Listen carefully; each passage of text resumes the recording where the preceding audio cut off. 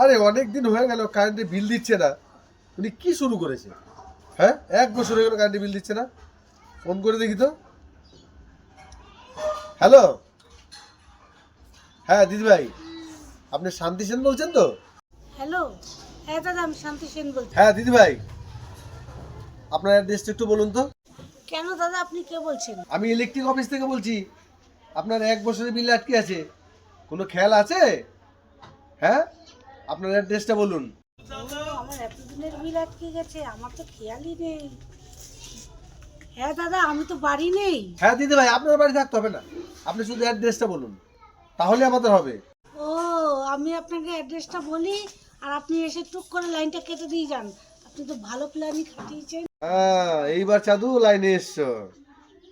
হ্যাঁ, তুমি অ্যাড্রেস এর জন্যই বলছো না? না না না না না দিদি ভাই, আপনি অ্যাড্রেসটা বলুন, আমরা এমনি একটু জাস্ট আপনার বাড়িটা দেখে যাব। হ্যাঁ দাদা, আমি না আমার অ্যাড্রেসটা ভুলে গেছি।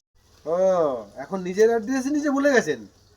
মাথা ঠান্ডা করুন, আর বিলটা তাড়াতাড়ি মিটিয়ে আমাকে স্ক্রিনশটটা পাঠান, তাহলে কিন্তু লাইন কেটে দেবে, গাড়ি কিন্তু আমার দাঁড়িয়ে আছে। ভাগ্যিস আমি অ্যাড্রেসটা বলিনি, বিলটা আজকে দিয়েই আসি, নাহলে কখন এসে লাইনটা কেটে দিয়ে যাবে। সাধু, প্রেসারে কি করে ফেলতে হয় আমরাও জানি, আমরা তোমাদের মতো না, অনেক লোক চড়িয়ে খাই।